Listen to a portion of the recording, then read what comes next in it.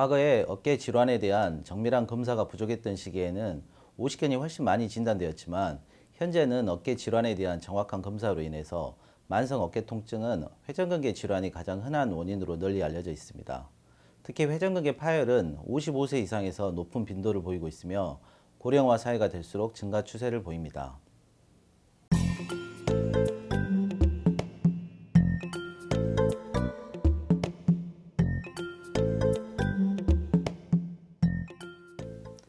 회전근개란 쉽게 말하면 어깨 관절을 싸고 있는 어깨 힘줄을 말합니다. 앞쪽에 견갑하근이라는 힘줄이 있고 위쪽에 극상근, 뒤쪽에 극하근, 소원근이라는 4개의 힘줄로 되어 있으며 이러한 힘줄들이 어깨를 이렇게 들어 올리거나 안쪽이나 바깥쪽으로 돌리는 그러한 기능을 담당합니다. 그래서 이러한 힘줄에 이상이 생기면 어깨를 움직이는 데 문제가 발생하고 가만히 있어도 아플 수가 있습니다.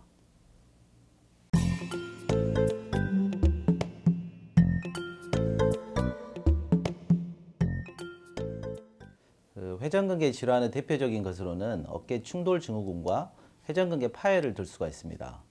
어깨 충돌 증후군은 어깨를 움직일 때 이를 싸고 있는 회전근개가 주위에 있는 뼈나 인대 같은 구조물에 부딪히면서 통증을 일으키는 질환을 말합니다.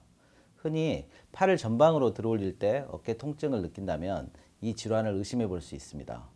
초기에는 힘줄이 붓거나 염증이 발생하면서 통증을 일으키고 심해지면 힘줄이 부분적으로 파열되거나 완전 파열로 진행하기도 합니다. 즉, 퇴행성 회전근개 파열의 전 단계라고 할 수가 있습니다.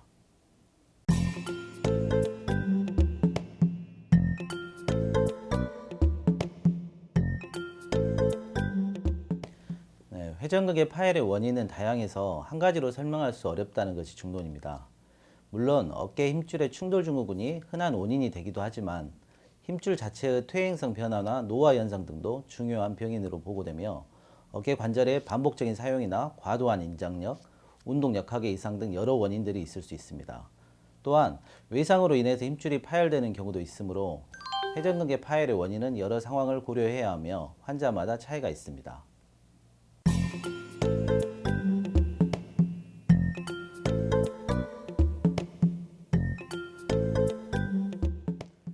가장 두드러진 증상은 어깨 부위에 나타나는 통증입니다. 심하지 않은 경우에는 팔을 위로 많이 들어올릴 때 주로 통증이 나타나며 특징적으로 60도에서 120도 정도 들었을 때 통증이 심해지는 경우도 있습니다. 심한 경우에는 운동이나 자세를 불문하고 지속적인 통증이 나타나기도 합니다. 특히 누운 자세에서 심해지고 앉거나 서 있으면 통증이 줄어들기 때문에 잠을 자다 통증 때문에 깨는 경우가 많으며 이러한 야간통이 특징적인 증상입니다. 하지만 통증이 어깨에만 국한되지 않고 팔이나 손가락까지 방사되는 경우도 있으며 목이나 머리까지 나타나는 경우도 있으므로 정확한 진단이 필요합니다. 통증 외에 다른 증상으로 관절 운동 범위의 제한이 오기도 합니다.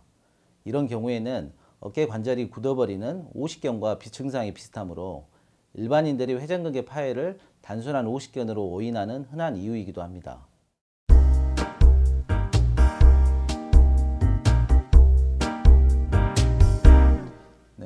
오십견 환자를 간단히 진단을 한번 해보겠습니다. 정상적인 어깨 관절의 경우에는 어깨가 이렇게 180도까지 정상으로 올라가게 되고 뒤쪽으로 회전을 해봤을 때도 등 가운데 이상으로 올라가게 됩니다. 하지만 오십견은 어깨가 굳어있는 증상이기 때문에 의사가 이렇게 올려보아도 이 이상 올라가지 않고 심한 경우에는 이 이상 올라가지 않는 굳어있는 상태를 보입니다. 그리고 뒤쪽으로 뇌회전을 시켰을 때도 어깨가 등 위로 올라가지 않고 여기서 멈춰있는 그런 상태를 보이면 쉽게 오십견을 의심할 수가 있습니다.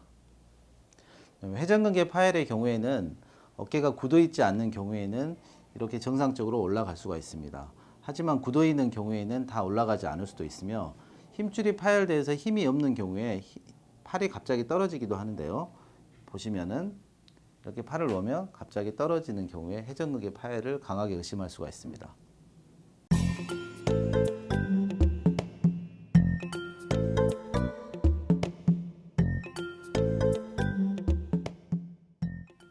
회전근개 파열 시에 나타나는 증상은 환자마다 차이가 많으므로 정확한 진단을 위해서는 정밀한 검사가 필요합니다.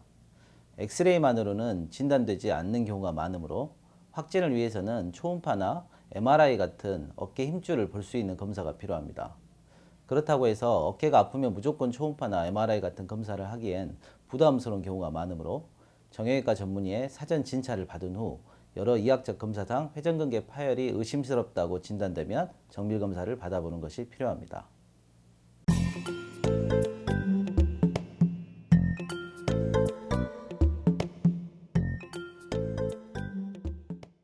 회전근개 파열이 진단되었다고 해서 무조건 수술을 받아야만 하는 것은 아닙니다.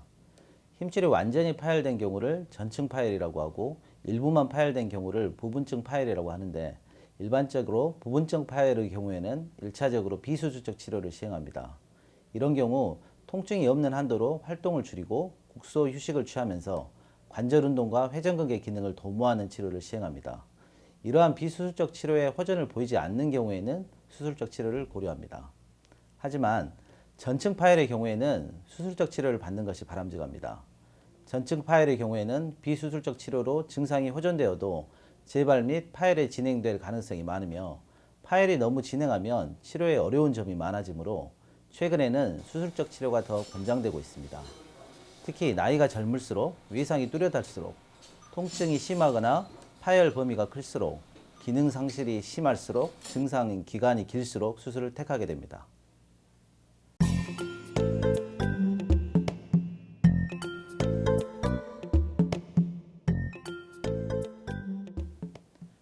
회전근개가 완전히 파열된 경우 가장 중요한 수술적 치료는 찢어진 회전근개를 봉합하는 것입니다.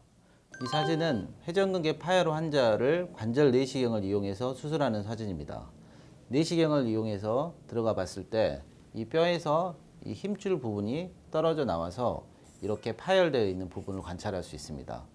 실제 크기는 2cm 이상 되는 크기로 파열이 진행됩니다. 그래서 이렇게 파열된 부위가 보이고 이 찢어진 힘줄 부위를 이쪽 뼈에 붙여주는 수술을 시행하게 됩니다. 그래서 이러한 실드를 이용해서 뼈에 붙여주는데 여러 매듭을 이용해서 단단하게 봉합해주는 수술을 시행합니다. 그 외에도 통증의 원인이 되는 염증 조직을 제거하고 회전근개가 충돌하는 뼈나 인대 같은 구조물을 제거하는 견봉 성형술이나 감압술 등이 필요할 수가 있습니다.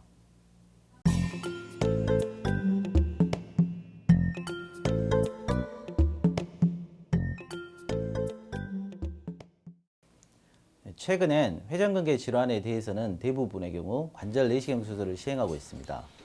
의료기구 및 수술 기법이 좋아지고 있어서 갈수록 관절 내시경을 이용한 수술이 더욱 늘어날 것으로 보이며 개방적 수술에 비해서 작은 상처 및 짧은 입원기간, 조기 재활 등 많은 장점을 가지고 있습니다. 하지만 모든 회전근개 파열의 경우 관절 내시경만으로 수술이 가능한 것은 아닙니다. 파열의 범위가 너무 광범위하거나 파열된 지 오래되어서 근위축이 너무 심한 경우에는 내시경 수술로 힘줄 봉합이 불가능할 수 있으며 이런 경우 개방적 수술을 시행하기도 합니다. 또한 봉합수술 자체가 불가능할 정도로 파열이 심하게 진행된 경우에는 봉합수술을 할 수가 없으며 인공관절 수술을 받아야 하는 경우도 흔히 있습니다.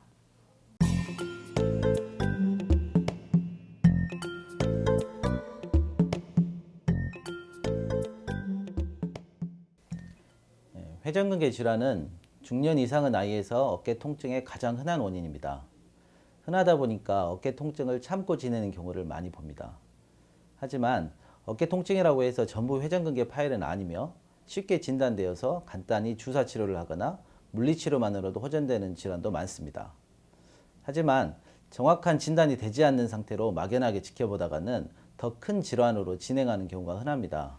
특히 회전근개 파열의 경우엔 초기엔 비수술적 치료만으로도 회복될 수 있으며 전층 파열이라 하더라도 초기에는 관절 내시경 수술 등 간단한 수술적 치료로 회복이 가능하지만 참고 지내다가 결국은 수술마저 불가능한 상태로 진행할 수 있으므로 어깨 통증이 지속될 경우에는 정밀검사와 함께 질환에 따른 적절한 치료를 받는 것이 바람직합니다.